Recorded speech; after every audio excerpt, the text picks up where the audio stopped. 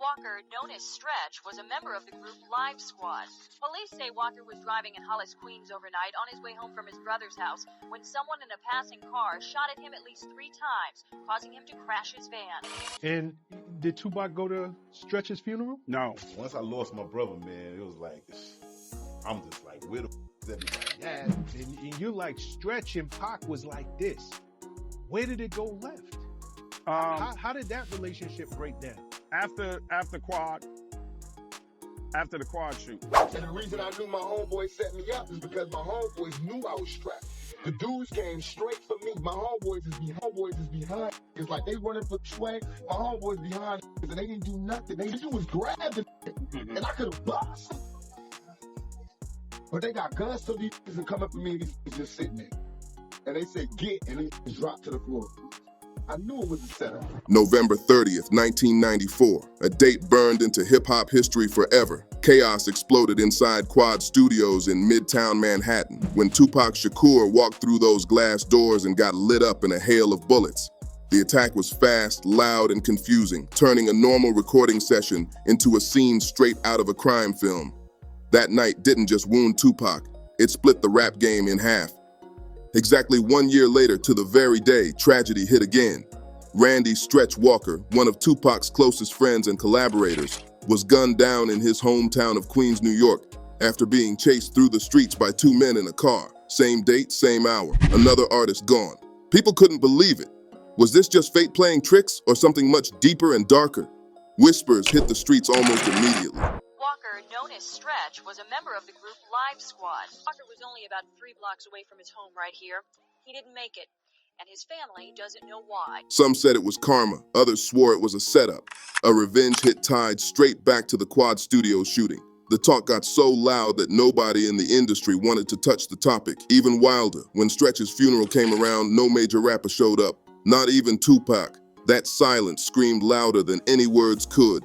In the industry, Stretch's name suddenly became too dangerous to mention. Rumors spread that he might have played a role in what happened to Tupac that night at Quad.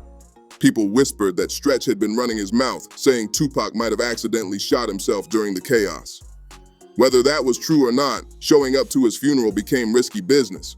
If you were close to Pac, it looked like betrayal. If you were part of the East Coast crowd, it looked like confession. Either way, nobody wanted that smoke. Before that, though, Stretch and Tupac had been more than collaborators. They were brothers. They made classics together, laughed together, rode through every storm side by side. Then, after that one brutal night in '94, everything changed. Suspicion crept in, loyalty cracked, and the brotherhood started to fall apart. The streets kept asking, was Stretch part of the setup, or just caught in the middle of hip-hop's deadliest beef? Tupac himself couldn't shake the feeling that something was off. One big reason, the company Stretch kept, coming straight out of Queens, Stretch was connected to some serious street figures. Names like Haitian Jack and Jimmy Henchman, men whose reputations in New York's underworld carried real weight. And here's the part that never sat right with Pac. Stretch was right there beside him when the shooting went down. But when the gunman stormed in, Pac was the only one who got hit. Stretch, standing 6'8", built like a linebacker, didn't catch a single bullet. That fact haunted Tupac. He said it straight in his Vibe magazine interview. I'm thinking Stretch gonna fight. He's towering over everybody. From what I know about the streets, when someone comes to rob you, they hit the biggest dude first, but they didn't touch Stretch. They came straight for me. That quote said it all. Pac wasn't calling Stretch a coward. He was saying it didn't add up. Why would the shooters ignore the biggest man in the room and target only him? It was a question that would haunt both their lives forever. The shooting left Pac paranoid and hurt. The betrayal, real or imagined, started eating him alive.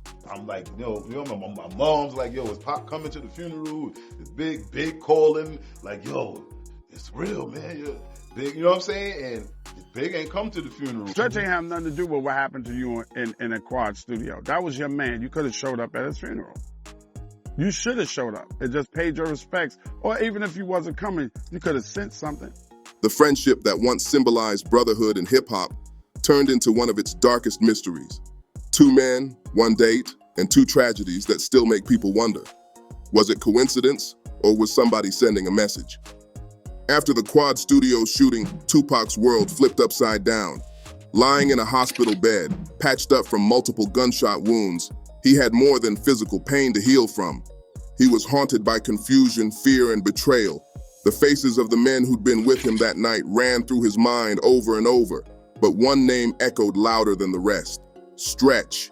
Stretch wasn't just another friend. He'd been like a brother. The two had laughed together, made music together, and shared dreams of conquering the rap world. But now, after that chaotic night, Pac's mind started spinning. The biggest man in the room, 6'8" and fearless, walked away without a scratch.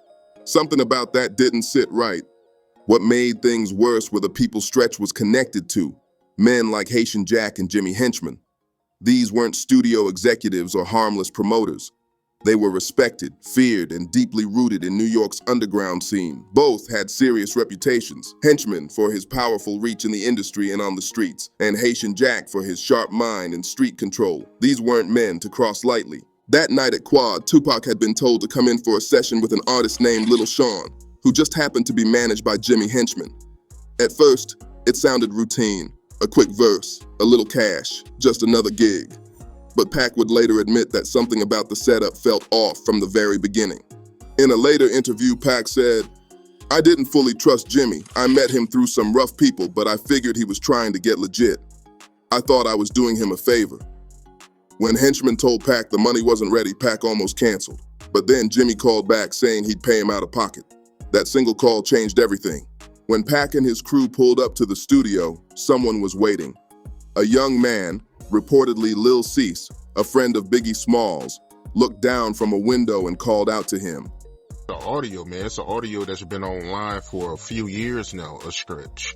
And, you know, he talking a little spicy about Pac, man, getting shot at Quad. I'm gonna give him a chance to tell the world what he did to his mother. So they try to say he shot himself? You hear that, man? You hear the hate and disdain in his voice, yo? Hearing a familiar voice made Pac feel safe. For a second, the tension melted. He stepped into the building thinking he was surrounded by friends. But within minutes, the elevators opened and chaos exploded. Shots rang out. Pac fell.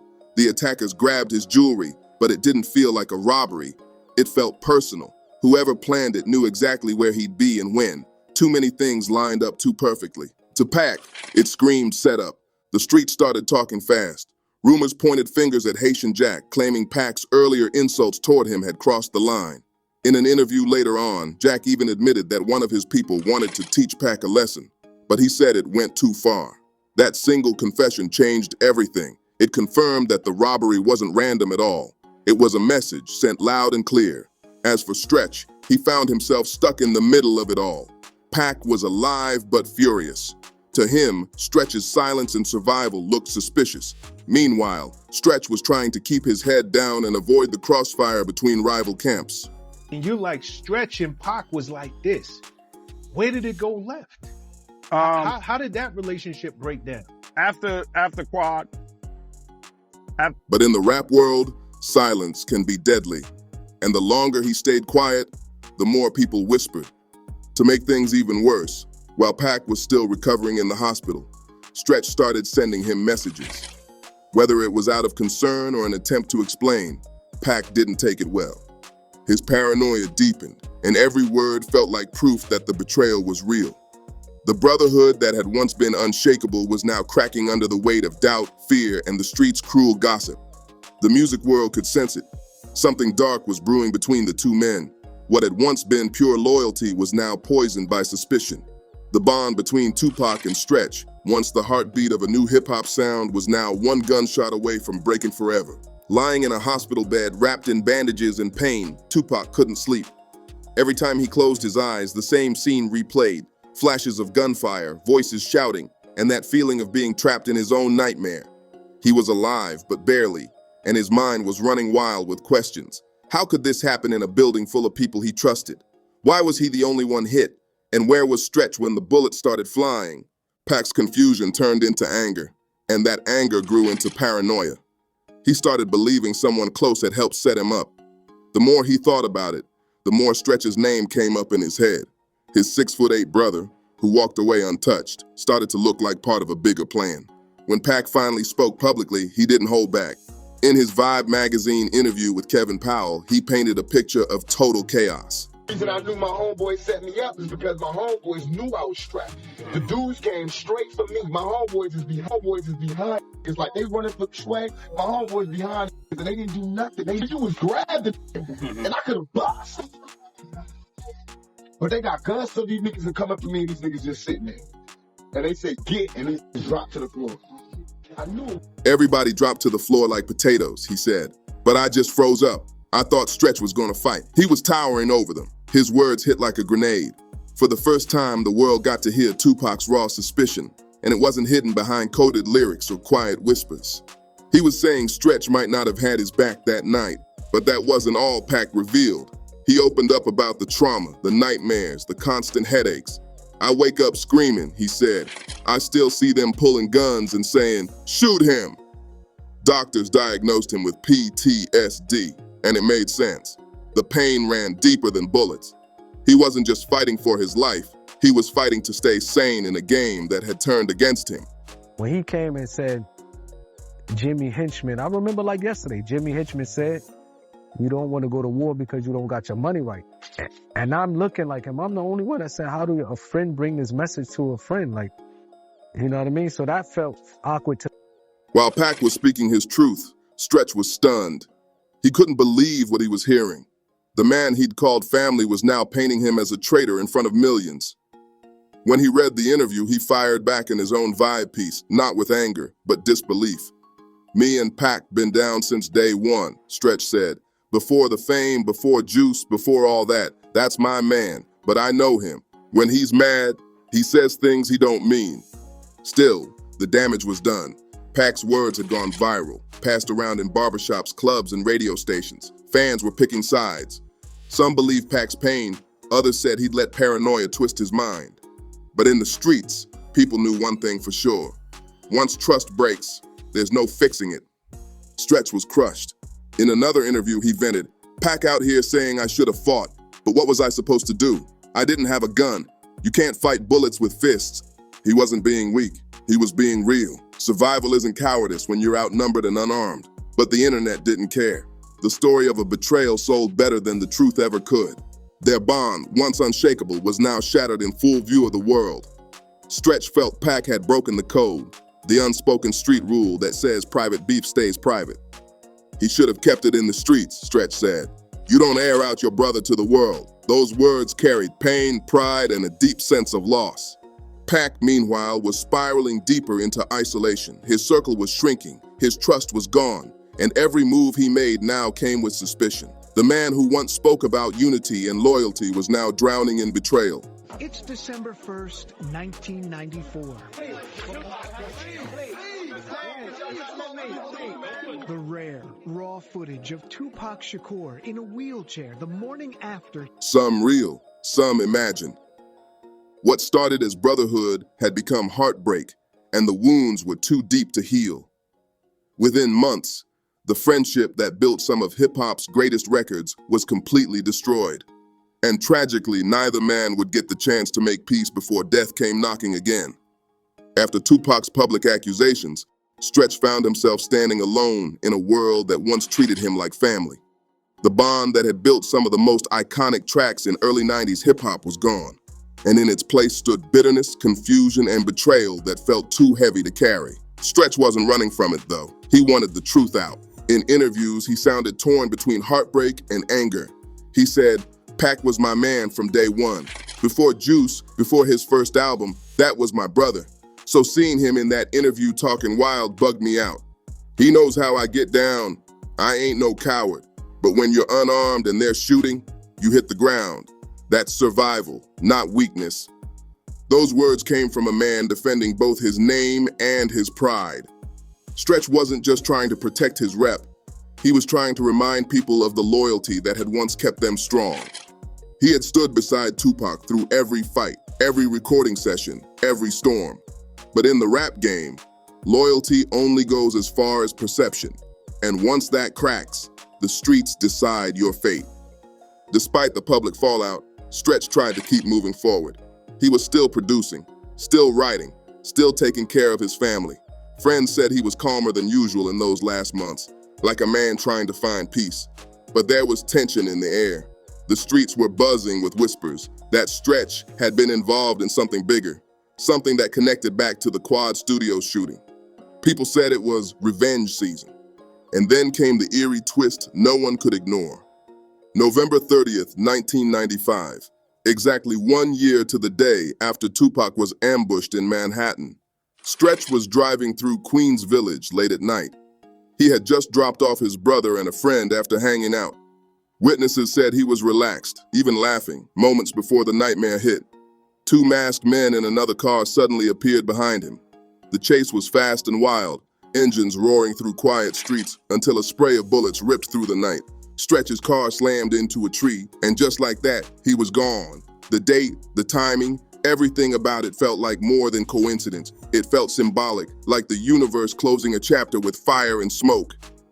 News spread instantly, shocking everyone from Queens to LA. The same people who once turned away were now left speechless. Nas, who had seen Stretch earlier that day, said the timing was haunting. He dropped me off that night, Nas remembered. He was just being Stretch, showing love. Then hours later, he was gone. Even Stretch's mother couldn't find words for the pain. Through tears, she said, "My son never talked about enemies. He was loving, kind. I don't know why they did this to him." That he was moving up too fast, I don't know. And maybe a little jealous of his success. I from him every day. Every day. He calls me. Her grief painted the picture of a man who didn't deserve the storm that swallowed him. And yet, when Tupac was asked about Stretch's death, his response shocked fans. The warmth that once existed between them was gone. Pac said coldly, "Stretch was my closest dog, but he didn't ride for me when I needed him. After I got shot, he started hanging around Biggie. That told me everything I needed to know." It was a heartbreaking, bitter end to a brotherhood that had once defined an era. Two men who made music that shook the world, now divided by mistrust and violence. The streets still argue whether Stretch's murder was revenge, coincidence, or a cruel echo of karma.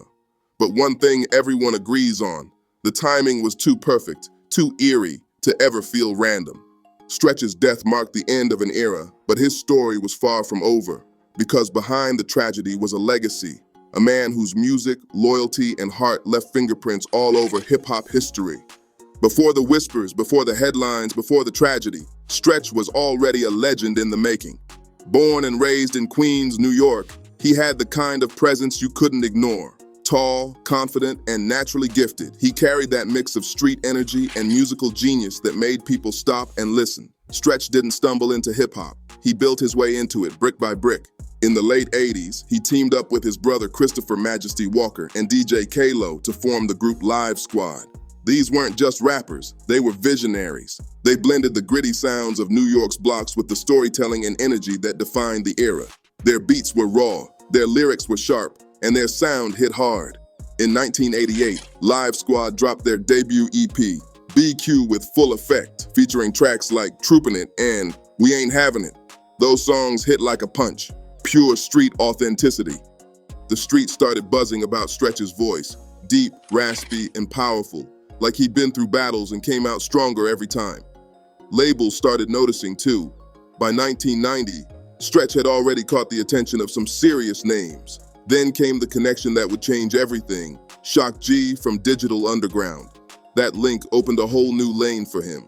In 1991, Stretch appeared on Digital Underground's album, contributing to the track family of the Underground, and even remixing No Nose Job. That was big, but even bigger was what came next. The introduction to a young, hungry artist named Tupac Shakur. The moment Stretch and Pac met, the chemistry was instant. They weren't just making songs, they were building something bigger. Both came from struggle, both had fire in their voices, and both believed in using music as a weapon. Together, they were unstoppable. Soon, you couldn't say Tupac's name without hearing Stretch's in the same sentence. By 1992, the two were moving as a unit. Stretch backed Pac on live shows, stood behind him in interviews, and helped him sharpen his sound in the studio. One of their biggest moments came when Tupac performed If My Homie Calls on Yo MTV Raps. Stretch was right there, rocking the stage with him, repping Live Squad and showing the world what brotherhood looked like on camera. Host Ed Lover even shouted out their demo tape, giving them props that helped land a deal with Tommy Boy Records. Live Squad kept the pressure up, dropping Mordera, Heartless, and Game of Survival. They even made a short film, also called Game of Survival, that blended their music with real street storytelling. Raw, emotional, and brutally honest. Hip-hop heads loved it. It wasn't just entertainment, it was a mirror reflecting life in Queens and beyond. But Stretch wasn't satisfied with just being behind the mic. He wanted to produce, to shape sounds that told stories. He was a master behind the boards, crafting hard-hitting beats that carried that unmistakable New York grit. By the time the early 90s rolled in, Stretch wasn't just a rapper. He was a producer, an engineer, and a street historian putting pain into rhythm. That hunger, that drive, that vision, it's what drew Tupac to him. Together, they weren't chasing fame, they were building a legacy. They created music that felt alive, angry, honest, and powerful. And while the world remembers the tragedy that came later, this was the era when Stretch was rising, shining, and leaving his fingerprints on everything he touched. The streets might have later turned his name into a rumor, but in the booth, Stretch was untouchable. He was the sound behind an era, the energy that helped fuel Tupac's early revolution. From Queens to Hollywood, his name rang out for all the right reasons. Before the world saw headlines about betrayal and bullets, it saw two brothers changing hip-hop together. Stretch and Tupac weren't just friends, they were a movement. From the studio to the stage, their energy was unmatched, raw, and magnetic. They fed off each other's hunger, and the results still echo through hip-hop today. By the early 90s, the duo had become the heartbeat of a new sound, gritty, emotional, and fearless. Tupac was sharpening his message, speaking for the streets, while Stretch was perfecting his production and flow. Together, they made art that felt alive, the pain, the hope, the chaos, all wrapped into beats and rhymes that cut deep. Stretch wasn't just behind the boards, he was front and center too. He co-produced and rapped on Pac's 1991 debut album, 2Pacalypse Now, a project that flipped the rap game on its head. One of the standout moments was the track Crooked End, where Stretch's gritty voice mixed perfectly with Pac's fire. It was the sound of rebellion, two young men spitting truth at a world that didn't want to hear it.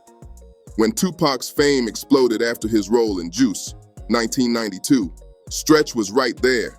He wasn't just the guy behind him, he was part of the engine driving Pac's rise. They hit the studio constantly, locking in marathon sessions that produced classics.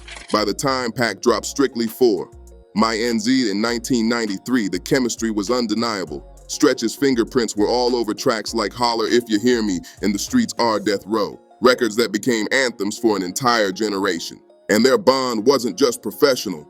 These two lived the same grind. They rolled deep, hit the same clubs, and watched each other's backs. When Pac's trailer got robbed on the set of Juice, Stretch and his crew didn't hesitate. They tracked down the thieves and handled business fast. That's how tight they were, loyalty in action. Their partnership went beyond the studio. In 1994, Tupac invited Stretch to join him on the Arsenio Hall show to perform Pain from the Above the Rim soundtrack. The performance was electric. The chemistry between them was natural, raw, and brotherly. Even though Pain wasn't a radio single, it became an underground favorite. One of those songs that fans still whisper about decades later. Stretch and Pac's voices together hit different, soulful and dangerous all at once. But the success came with shadows.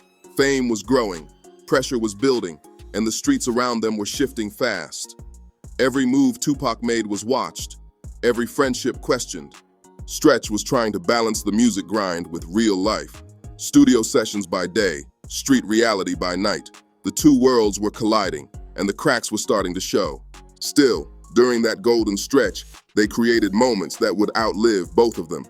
Live Squad was buzzing hard. Their short film Game of Survival hit the underground and showed off Stretch's storytelling skills.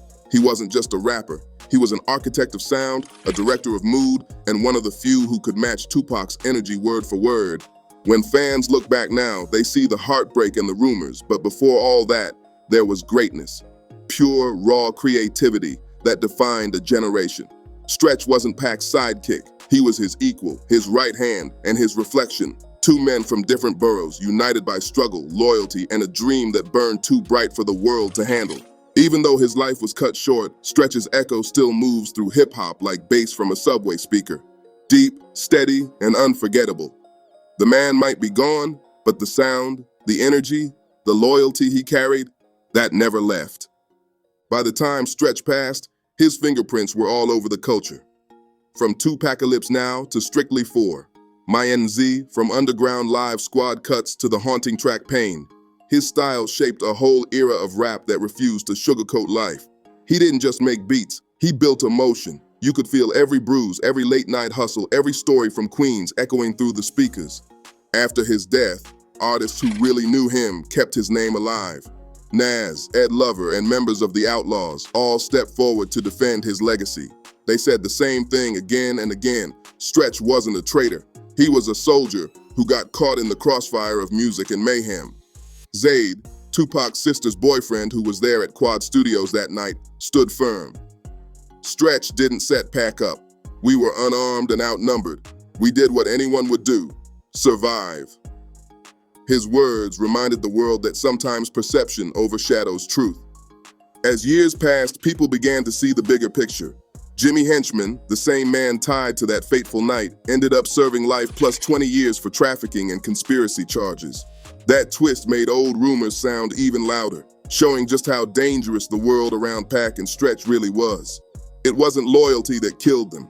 It was the gravity of the streets pulling everyone down.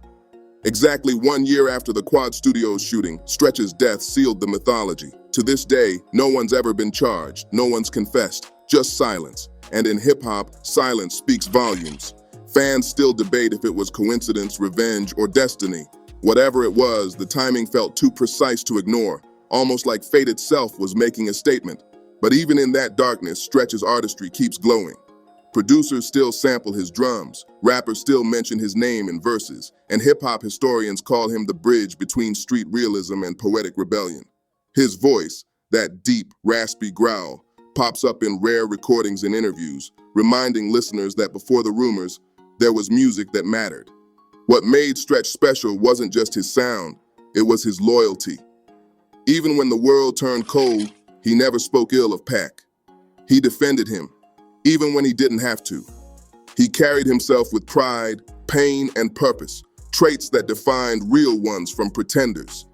Today, when people stream those early 90s records or watch that old Arsenio Hall performance, they can still feel Stretch's energy in the air. Wild, creative, unstoppable. He embodied what hip-hop was always meant to be. Truth over image, loyalty over hype, and legacy over everything.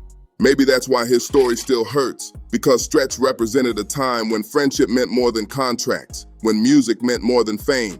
He and Tupac built something sacred, and even though betrayal, bullets, and bad timing tore it apart, their impact will never fade. So every time a classic Tupac track plays and you hear that raw undercurrent pushing the beat forward, that's Stretch. Every time a rapper talks about loyalty and loss, that's his ghost whispering through the bars. He didn't just make songs, he made history. And even in the shadows, Stretch still stands tall.